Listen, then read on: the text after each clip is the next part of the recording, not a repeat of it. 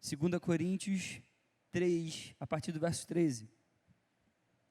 Não somos como Moisés, que colocava um véu sobre a face, para que os israelitas não contemplassem o resplendor que se desvanecia.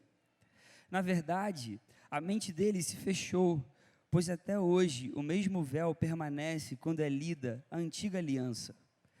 Não foi retirado porque é somente em Cristo que ele é removido. De fato, até o dia de hoje, quando Moisés é lido, um véu cobre os seus corações. Mas quando alguém se converte ao Senhor, o véu é retirado. Ora, o Senhor é o Espírito, e onde está o Espírito do Senhor, ali há liberdade. E todos nós que com a face descoberta contemplamos a glória do Senhor, segundo a sua imagem estamos sendo transformados com glória cada vez maior, a qual vem do Senhor, que é o Espírito. Amém. Amém. Que palavra maravilhosa para a nossa vida. Inclusive é o texto base do nosso retiro de 2020.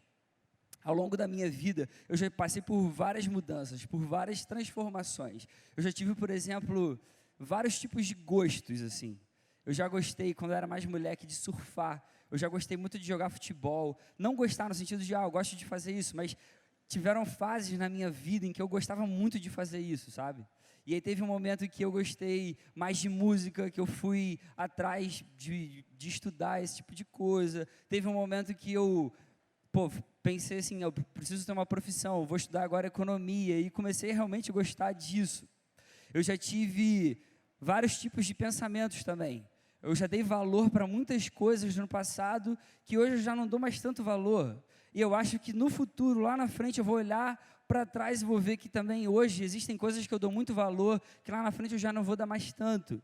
Eu já tive várias formas, eu já fui mais magrinho, eu já fui mais saradinho, depois a gente casa, a gente engorda um pouco. As pessoas aqui devem saber do que eu estou falando. Enfim, enquanto eu pensava nisso aqui, eu lembrei de uma pregação que eu vi uma vez de um pastor falando para casais. E ele falou assim: a minha esposa já foi casada com 5 homens diferentes. E esses 5 homens sou eu. Eu já mudei tanto, desde que a gente se casou, já passei por tantas transformações, que é como se eu tivesse sido várias pessoas diferentes ao longo desse tempo. A gente é capaz de passar por várias transformações ao longo da nossa vida. A gente é capaz de ter gostos diferentes, a gente é capaz de ter pensamentos diferentes, a gente é capaz de ter formas físicas diferentes, atitudes que a gente tinha, que a gente agora não tem mais. O texto que a gente leu essa noite aqui vai ensinar para a gente que mais importante que essas transformações que acontecem na nossa vida, porque elas vão acontecer e elas acontecem com todos nós, mais importante do que isso é quem eu e você nos tornamos com essas transformações. Mais importante do que as transformações que acontecem na nossa vida é quem eu me torno com essas transformações. A verdadeira transformação, a transformação que a gente tem falado todos os dias aqui desse retiro, é a que nos faz ser cada vez mais parecidos com Jesus. Essa é a verdadeira transformação. É uma transformação que leva a gente a ter uma vida que glorifica a Deus. É uma transformação que leva a gente a viver sem a escravidão de pecados, sem vícios, com uma satisfação verdadeira em Deus, com uma alegria verdadeira, com uma paz verdadeira. A transformação que a palavra ensina para a gente como uma transformação verdadeira, aquela que faz de nós uma nova criatura, é a transformação que faz a gente ser cada vez mais parecidos com o nosso Senhor Jesus Cristo. O texto que a gente leu, esse trecho, ele está num contexto em que Paulo escreve aos Coríntios, desde o verso 7 do capítulo 3, sobre a glória da nova aliança. Paulo faz algumas comparações entre a nova aliança que foi iniciada por Jesus e a antiga aliança, aquela que tinha sido dada para Moisés, para o povo de Israel. E ele vem falando de uma forma que ele quer confirmar a superioridade da nova aliança. Ele quer dizer que agora essa nova aliança é muito melhor do que a aliança antiga. Quão maravilhosa é essa nova aliança iniciada por Jesus, uma aliança que transforma o nosso coração de pedra num coração de carne, uma aliança que dá para a gente vida por meio de Jesus, uma aliança que nos justifica, nos torna justos pelo sangue de Jesus, uma aliança que agora permanece para sempre, que não mais se desvanece. Enquanto Paulo argumenta, ele faz uma analogia, usando um momento muito conhecido pelos judeus na história do povo de Israel. É um momento em que Moisés está no Monte Sinai, falando com o próprio Deus, recebendo ali as ordenanças de Deus para o povo, enquanto eles ainda estavam no deserto, e a face dele se torna resplandecente. A face dele ficou como se estivesse com um brilho muito grande. Tamanha era a presença de Deus na vida dele. Se você depois quiser ler esse texto com calma, entender um pouco dessa história, você pode ir lá no livro de Êxodo, no capítulo 34, e você vai conseguir ler essa história. O texto relata que o rosto de Moisés ficou resplandecente, porque ele havia falado com Deus. Ele havia falado com Deus. O texto diz que quando Arão e todos os israelitas viram Moisés com aquele rosto resplandecente, eles tiveram medo de se aproximar de Moisés. Então Moisés teve que cobrir a sua face com um véu. Moisés teve que colocar como se fosse um capuz na cara dele. Na presença de Deus, Moisés tirava aquilo, tirava o véu. Ele podia olhar para Deus face a face, ele conversava com Deus. Quando ele voltava para falar com o povo, ele tinha que colocar o véu de volta. O contexto dessa passagem de Êxodo ensina que os israelitas não puderam olhar para o rosto de Moisés, que resplandecia, porque a consciência pesada deles os acusava. Eles estavam em pecado. Eles estavam abandonando o Senhor, eles tinham quebrado a aliança que Deus tinha feito com eles, só que eles tinham acabado de ratificar essa aliança. Há pouco tempo, o povo todo tinha falado para Moisés, a gente vai seguir esse Deus, a gente vai fazer o que Ele está ordenando para a gente, mas Moisés sobe para falar com Deus nesse monte, e nesse momento o povo se perde novamente. O pecado do povo impedia o povo de olhar para a glória que representava o próprio Deus no rosto de Moisés. Os israelitas nesse momento, eles tinham medo que aquele brilho ali que Moisés manifestava pudesse representar o juízo de Deus sendo executado naquele momento, imediatamente. Como que eles poderiam suportar o brilho tão intenso que vinha de um Deus cuja santidade não tolera nenhum pecado? Só que ao invés do povo se arrepender, ao invés do povo reconhecer o seu erro, ele preferiu que Moisés cobrisse a face. Preferiu que Moisés colocasse um véu. O coração do povo tinha endurecido. Eles preferiram continuar no pecado. Com essa cena em mente, com isso em mente, Paulo escreve então esse trecho de 2 Coríntios 3, que a gente leu essa noite, para a igreja de Corinto. Paulo agora aplica esse texto lá de Êxodo, na sua própria época, e naquelas pessoas em que ele estava encontrando essa mesma dureza de coração. Porque embora Deus enviasse o seu Filho em toda a sua glória, seu próprio povo não o recebeu como Messias. Paulo diz então que quando os judeus estão lendo as palavras da antiga aliança, existe um véu agora sobre o coração deles. Esse véu agora impede que eles vejam Jesus, impede que eles vejam Cristo. O véu agora representa esse endurecimento do coração, representa a recusa de aceitar o cumprimento da revelação de Deus em Jesus Cristo. E Paulo vai deixar claro que somente em Cristo esse véu pode ser removido, no verso 14. Então ele prossegue o raciocínio dizendo que a remoção desse véu só acontece quando existe uma conversão real. E é o Espírito de Deus, o Espírito Santo, que realiza essa obra para que a gente consiga então olhar para Cristo. O que a gente aprende com esse texto?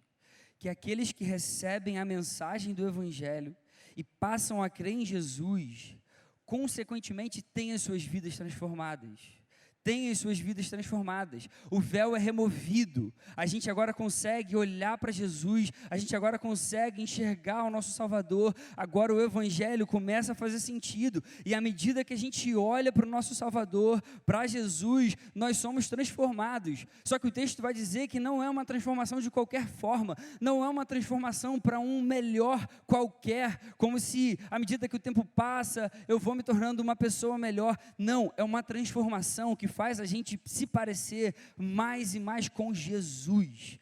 Nós somos transformados segundo a sua imagem. Segundo a sua imagem. A verdadeira transformação é a transformação que nos faz cada vez mais parecidos com Jesus. Diante disso, eu queria fazer algumas considerações desse texto, e eu quero muito que Deus fale ao seu coração, assim como Ele falou com o meu. A primeira delas é como que essa transformação acontece. A verdadeira transformação acontece ao contemplarmos a glória do Senhor. Essa transformação que eu estou falando aqui essa noite, que a gente está falando todos esses dias de retiro, que nos faz mais parecidos com Cristo, acontece ao olharmos, ao contemplarmos Jesus e a sua glória. No verso 18, Paulo diz: e todos nós, agora com a face descoberta, contemplamos a glória do Senhor, segundo a sua imagem estamos sendo transformados. Estamos sendo transformados segundo a imagem de Jesus, porque a glória de Deus agora é vista em Cristo. Esse é o ponto principal que Paulo vem defendendo até agora. Como a gente agora tem o rosto descoberto, não há mais a necessidade de véu, a gente agora não tem mais aquela dureza de coração, a gente agora consegue olhar para Jesus, e graças a Deus por isso. E em Jesus está toda a glória de Deus, em Jesus está todo o resplendor de Deus, e enquanto isso ocorre, enquanto a gente olha para Jesus, porque agora a gente consegue olhar para Jesus, nós somos transformados segundo a imagem de Jesus. E isso é muito interessante, porque fica a pergunta para a gente: por que a gente é transformado quando a gente olha para Jesus? O que acontece na nossa vida? Eu tive o privilégio de expor o texto que está em Isaías, capítulo 6, no último Go Up Camp que a gente teve em 2019, ano passado. Lá eu pude expor esse texto. Esse texto é um texto que a gente chama que é o chamado de Isaías. Isaías, ele tem uma visão do trono de Deus, ele tem uma visão de um Deus totalmente glorioso, totalmente santo, e quando ele olha esse Deus totalmente glorioso e santo, ele reconhece o seu pecado, ele reconhece a sua impureza, ele fica desesperado diante de Deus, ele fala: e agora o que vai acontecer comigo? Porque eu que tenho olhos impuros, olhei a glória desse Deus, que é tão santo, que é tão glorioso. Só que um dos anjos vem até Isaías, toca nele com uma brasa e purifica ele. E então Isaías ouve Deus perguntando: a quem eu enviarei? Quem irá por nós? Isaías então fala aquilo que a gente já conhece: eis-me aqui. Esse é o chamado de Isaías.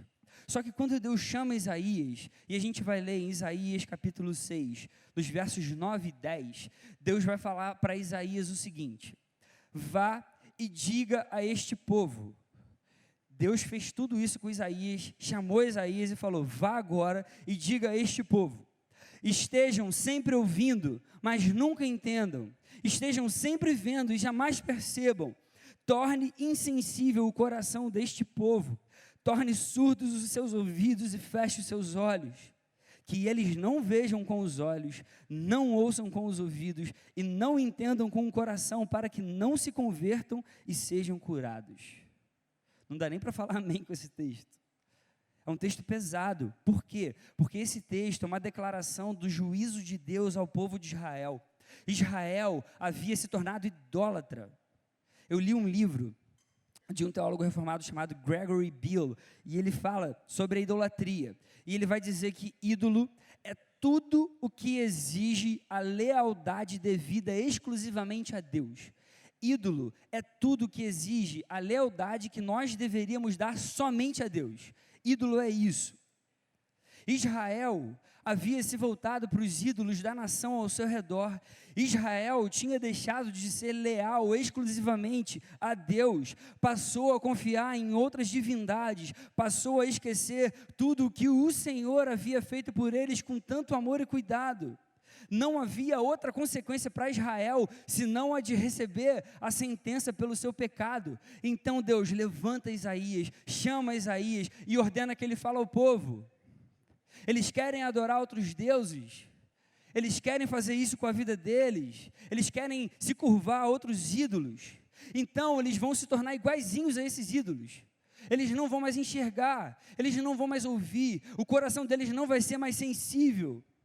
Por isso as palavras duras do profeta: estejam sempre ouvindo, mas nunca entendam, estejam sempre vendo e jamais percebam, tornem insensível o coração deste povo. O princípio aqui é esse: quando adoramos um ídolo, nós ficamos semelhantes a um ídolo.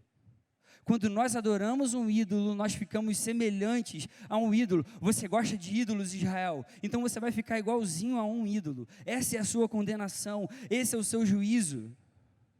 Deus fez cada um de nós para a sua adoração, e o seu plano era que nós, à medida que adorássemos a Jesus, nos tornássemos cada vez mais semelhantes a Ele. O povo de Israel fez exatamente o contrário disso. O que o texto de Isaías e toda a palavra nos ensina é que nós nos tornamos exatamente como aquilo que nós adoramos. As pessoas se assemelham ao que adoram, ao que reverenciam, ao que honram, ao que contemplam, ao que dedicam a sua lealdade, seja para a ruína ou seja para a restauração. Então, por que nós somos transformados ao olharmos para Jesus? Exatamente por esse princípio, porque ao contemplarmos Jesus, ao conseguirmos enxergar Jesus, ao adorarmos Jesus, ao reconhecermos Ele como Deus, nós nos tornamos mais e mais parecidos com Ele. E essa é a melhor transformação que pode acontecer com a nossa vida. Por isso, o texto vai dizer que nós, que contemplamos a glória do Senhor, somos transformados segundo a sua imagem. Paulo tinha isso aqui em mente. As pessoas se assemelham ao que adoram, ao que contemplam, ao que depositam a sua esperança, ao que reconhecem como Deus em suas vidas. Paulo usa uma ilustração muito maravilhosa agora num outro texto. E ele mostra que, na prática, como a gente fica ao contemplar Jesus e nos tornarmos mais parecidos com Ele. É um texto que eu gosto pra caramba, está lá em Colossenses capítulo 3, 3. Paulo diz o seguinte: cadê aquela caixinha minha que estava aqui? Eu vou precisar dela agora. Paulo diz assim: pois vocês morreram e agora a sua vida está escondida com Cristo em Deus.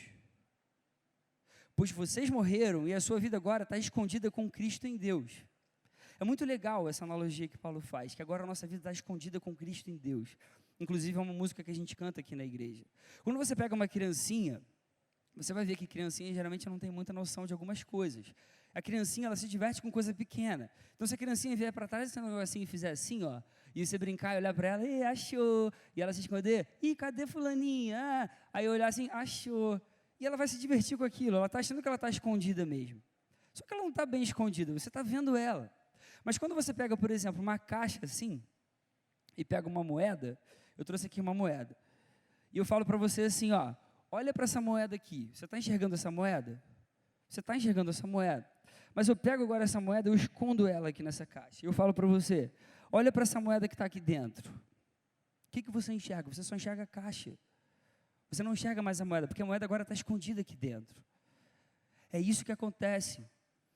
Quando a gente se torna mais parecido com Jesus, a gente vai ficando tão parecido com Jesus, que a nossa vida realmente ela fica escondida com Cristo em Deus. E agora eu olho para o Fabrício, eu não vejo mais o Fabrício, agora eu vejo Jesus. E agora eu olho para o João, eu vejo Jesus. Eu não vejo mais, porque ele agora está escondido. E eu agora olho para Luquinhas, eu falo, agora eu vejo Jesus. É isso que acontece com a nossa vida. Essa é a figura desse texto de Colossenses e é a consequência inevitável desse texto de 2 Coríntios. Nós vamos sendo transformados cada vez mais, a ponto de ficarmos cada vez mais parecidos com Jesus, a ponto de olharem para a gente e não verem mais nem a diferença. Eu olho para a moeda, mas agora eu só vejo a caixa. Eu tento olhar para a sua vida, mas eu só vejo Jesus em você. Quanto mais nós adoramos Jesus, quanto mais nós contemplamos a sua glória, quanto mais nós reconhecemos a sua grandeza, a sua majestade, o seu poder, mais nós ficamos parecidos com Ele. Amém mesmo? Isso, cara, não é a notícia mais maravilhosa que você podia ouvir. Existe esperança, existe esperança. Existe esperança. Isso é a coisa mais impressionante que a gente pode trazer para o nosso coração. Em Jesus existe esperança. A segunda consideração desse texto é que a verdadeira transformação é uma obra contínua. A verdadeira transformação é uma obra contínua. No verso 18 diz: segundo a sua imagem, estamos sendo transformados com glória cada vez maior. Com glória cada vez maior. Em outras versões, traduziram como de glória em glória. Essa expressão, glória cada vez maior, ela tem esse sentido de continuidade, de progressão, de algo que vai melhorando. Nós somos transformados à medida que nós olhamos para Jesus, à medida que adoramos a Jesus. E essa transformação, ela vai se aperfeiçoando a cada dia, até que ela se tornará completa, quando nós formos glorificados como Jesus é. Eu lembro quando eu comecei a tocar bateria. Eu gosto pra caramba de tocar bateria. Eu considero que a bateria é o meu instrumento de verdade. Não sei se você sabe disso, mas eu gosto muito. Eu comecei quando eu era moleque. Meus pais fizeram a maior maluquice da vida deles. Me deram uma bateria de presente quando eu fiz 14 anos de idade.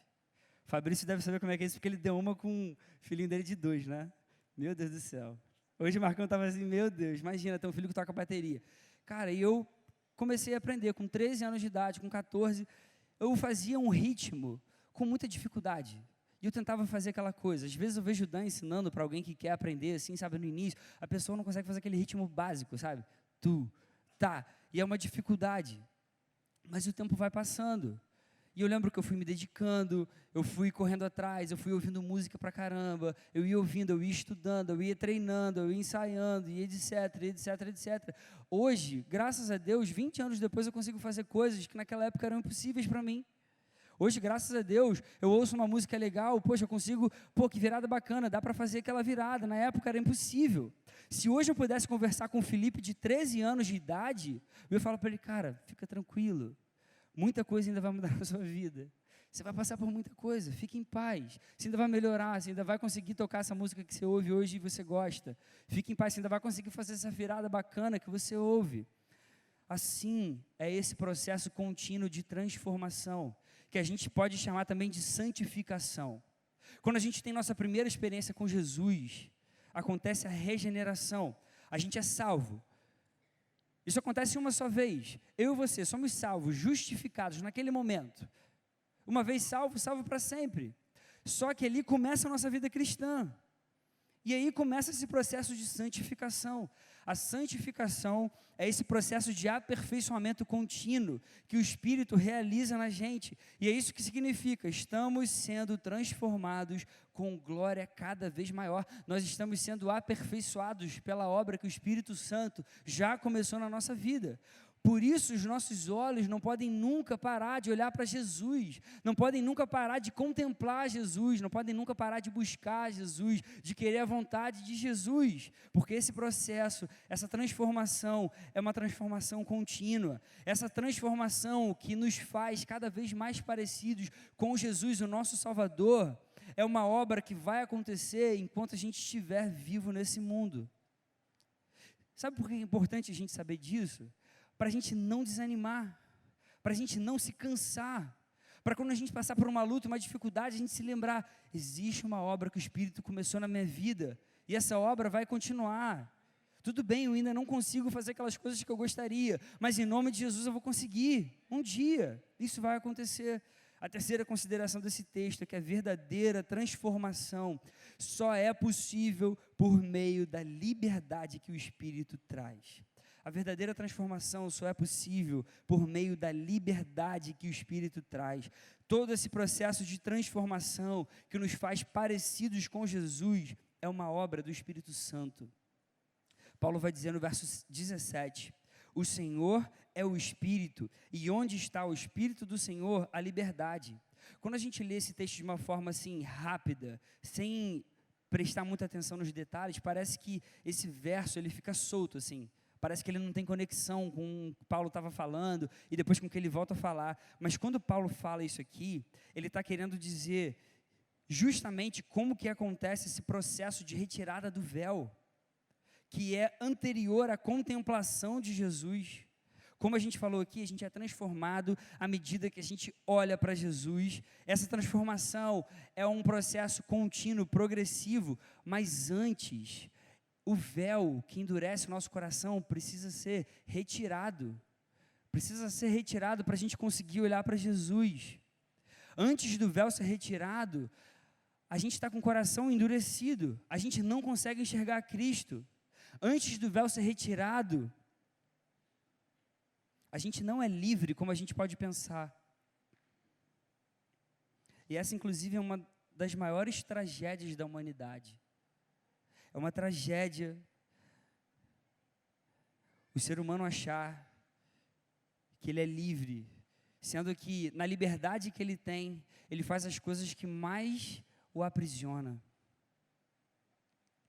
Eu vi uma vez um post aí, um tempo atrás, de um rapaz que já foi da nossa igreja, fazendo um post falando, declarando a homossexualidade dele, e que agora ele se sentia livre de verdade. Essa semana também, me preparando para vir para cá, eu abri um site de notícias, e teve lá uma notícia de uma atriz, postando que a liberdade da folia nos acompanhe.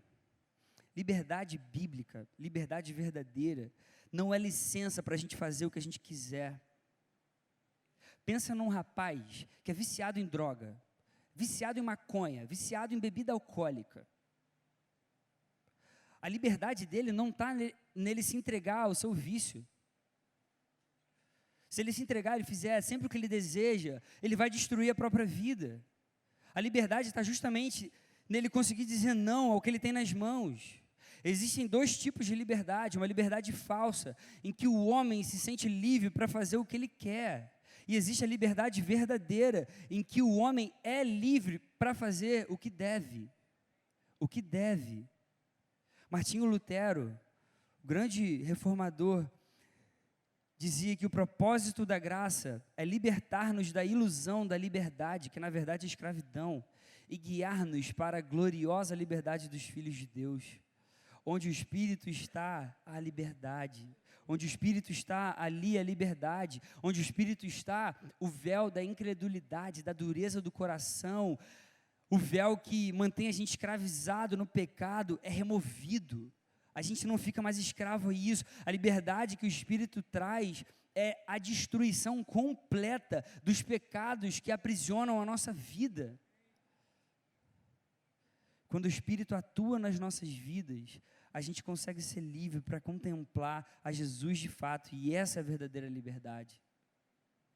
Quando eu era mais novo, eu ficava em crise com isso, porque eu ouvia falar nisso, eu já tinha entregue a minha vida para Jesus, só que tinham pecados que eu tinha que lutar ainda contra. E eu ficava em crise, eu ficava, como é que eu sou livre em Jesus? E ainda tem alguns pecados que são difíceis de deixar para trás, que eu tenho que lutar com muita força. A liberdade não está em que a gente agora vai ser perfeito, e a gente vai conseguir dizer não para todos os pecados para sempre, mas a liberdade está em que agora os nossos olhos conseguem olhar para Jesus, e antes a gente não conseguia olhar. Antes a gente era escravo, e quando a gente era escravo, a gente tinha prazer no pecado. Agora a gente não tem mais, porque agora a gente entende o mal que o pecado faz para a nossa vida, para a nossa alma e para o nosso coração. Então, na liberdade que a gente tem, na liberdade verdadeira, na liberdade que o Espírito nos traz, nós somos capazes de viver hoje, todos os dias para Jesus. Essa é a liberdade verdadeira.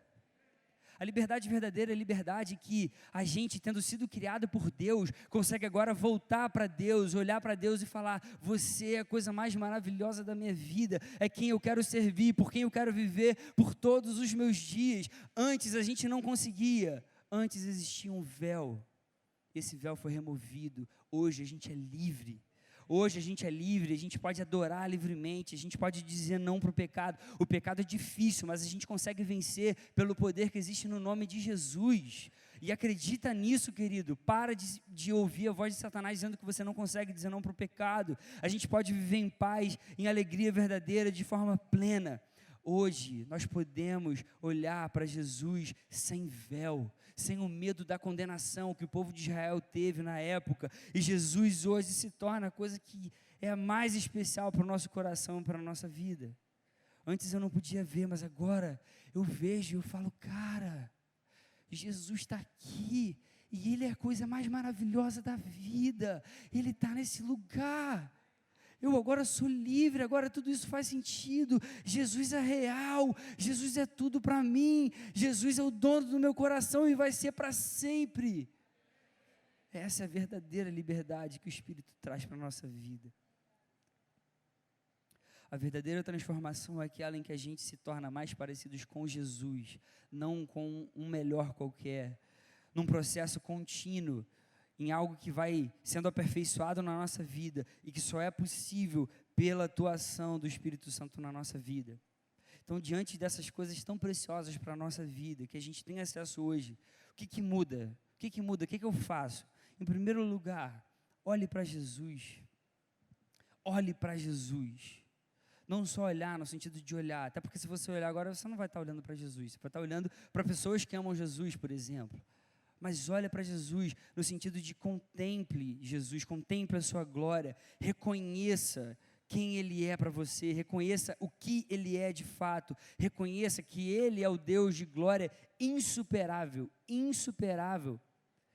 Contemplar a Jesus é justamente reconhecer quem Jesus é. Jesus é Deus, Ele é Salvador, Ele é digno de toda a glória, de toda a honra, de todo o louvor, de toda a nossa vida, de toda a adoração, de todo o joelho dobrado. Ele é suficiente, Ele é o nosso maior prêmio. Nada se compara à sua obra na cruz. Se agora a gente não tem um véu cobrindo a nossa face, a nossa vista da glória de Cristo, hoje eu e você podemos e devemos buscar Jesus cada vez mais, e é isso que Deus quer de nós. Como a gente falou, nós nos tornamos semelhantes ao que adoramos, seja para a ruína, seja para a restauração. Então, quanto mais a gente viver para a adoração, para a glória de Jesus, como a gente foi criado para viver, mais a gente vai ser como Ele é, mais a gente vai ser livre, mais a gente vai ser feliz, mais a gente vai ser realizado, mais a gente vai ser completo, mais a gente vai ser cheio de paz, mais a gente vai ser como Ele é. Porque nós fomos criados para adoração única e exclusiva de Deus, de Deus. A partir de hoje, olhe para Jesus, contemple, entenda quem Jesus é para você e dê a Ele toda a glória. E aí vale aqui o que o Marcão falou essa manhã, o nosso culto é todo dia. Eu não estou falando de adoração naquele momento em que a gente canta uma música, todo mundo levanta a mão e fecha o olho e canta para Deus. Isso também é adoração e é maravilhoso, a gente tem que continuar fazendo. Mas é aquele nosso culto diário. É no dia que a gente chegar no nosso trabalho, sentar na nossa cadeira, no nosso escritório, e aquela pessoa insuportável vir, a gente, Jesus, você me salvou, eu era insuportável assim também, me ajuda a passar por cima disso. E a gente viver a cada dia e dando glória a Jesus, a gente está no trânsito e fala, Jesus, você não seria um animal no trânsito? Me ajuda também a não ser um animal no trânsito. Me ajuda a ser um cara que mostra a tua glória, que realmente reconhece quem você é. Sabe o que pode ajudar a gente na prática? Manter a nossa devocional em dia. Mantenha a sua devocional em dia. Faça de tudo.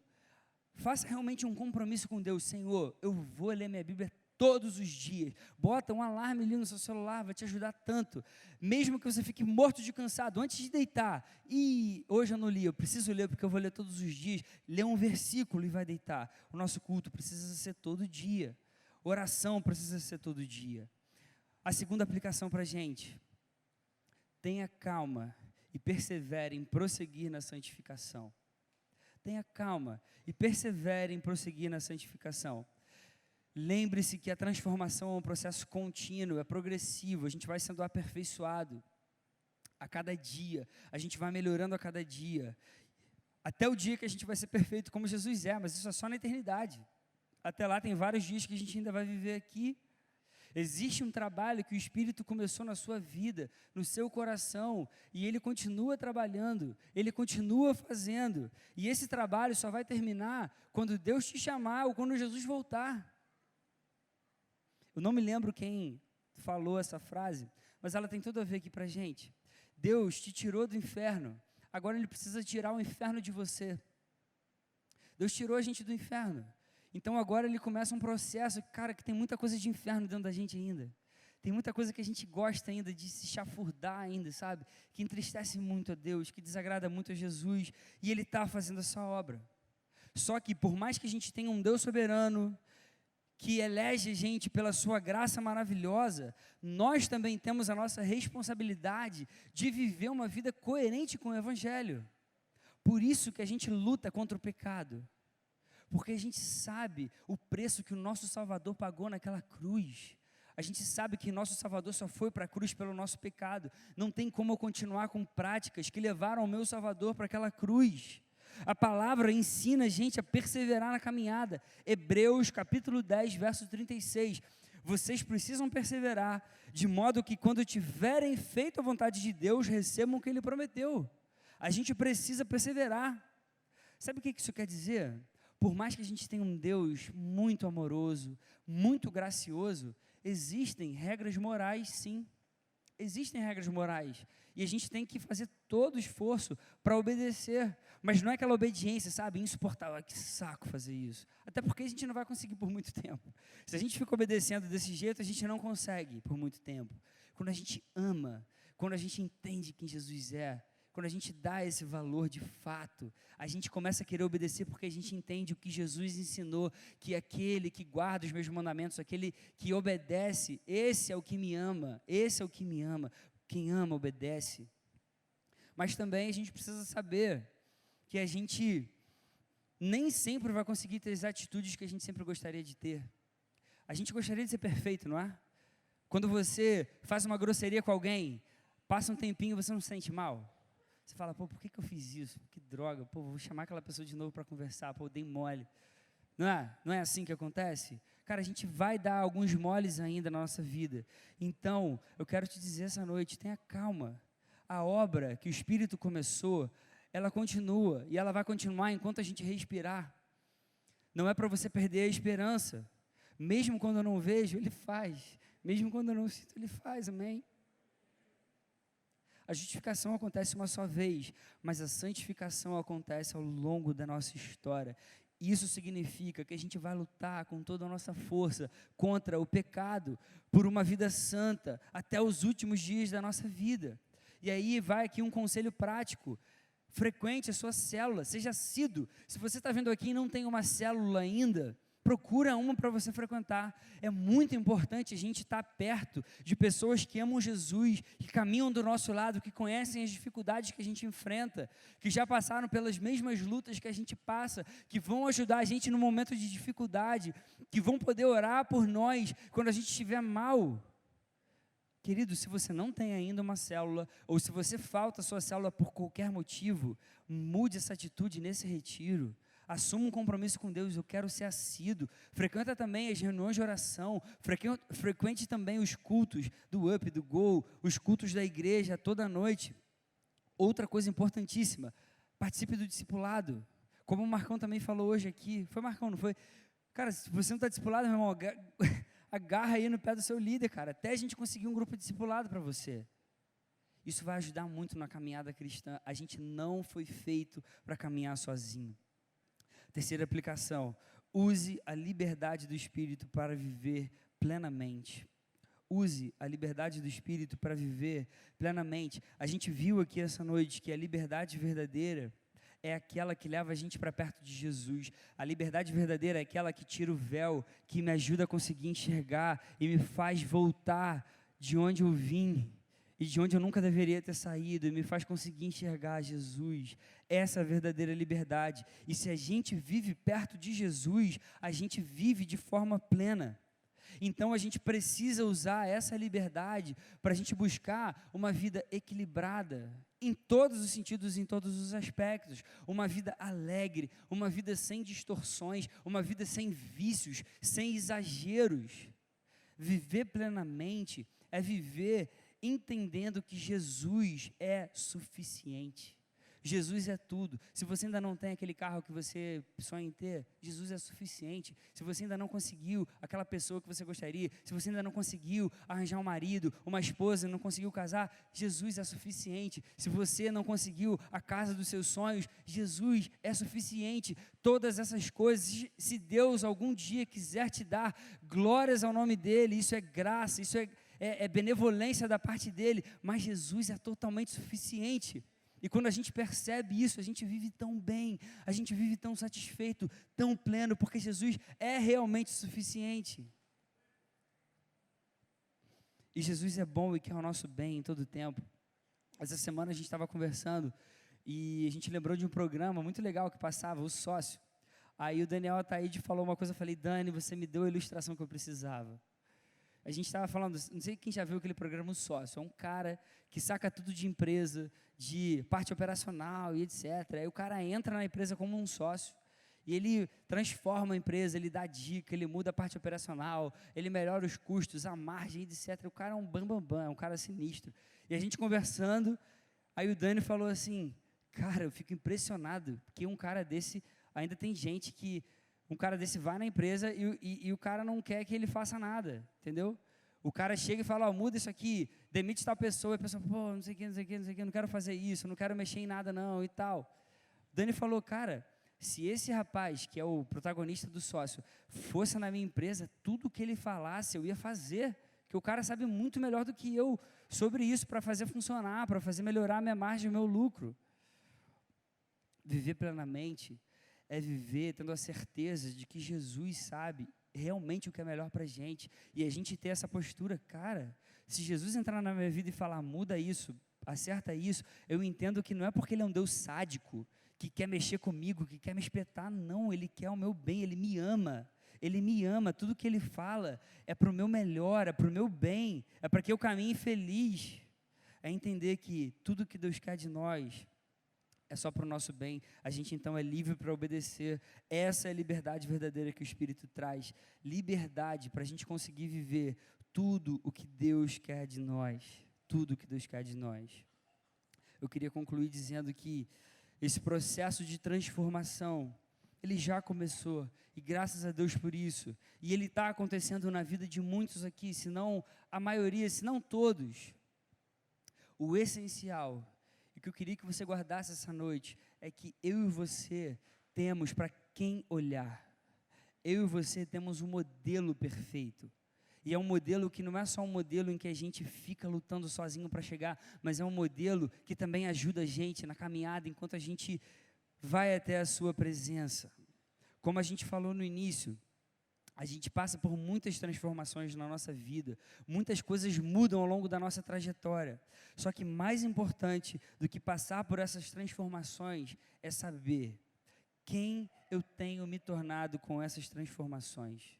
A transformação que o Espírito Santo quer fazer na minha vida e na sua vida é nos fazer parecidos com Jesus.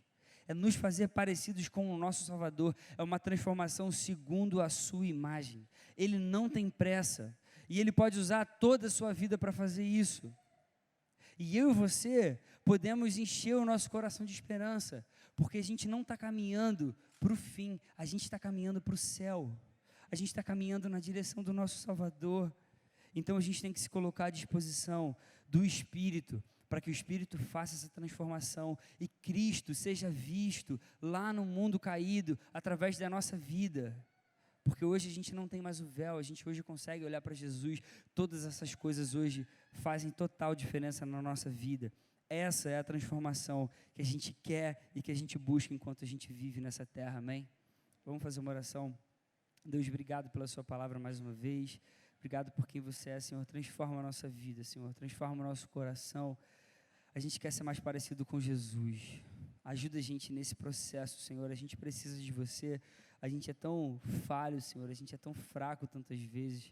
Mas a gente quer continuar olhando para você, Jesus. Reconhecer que você é tudo. Reconhecer que você é digno de toda adoração, de todo louvor. O nosso coração é teu, Senhor. E a gente quer viver para você e por você, por todos os dias. Ajuda a gente nessa caminhada, Senhor, fortalece o nosso coração, ajuda a gente, no nome santo do nosso Salvador. Amém, Senhor. Amém.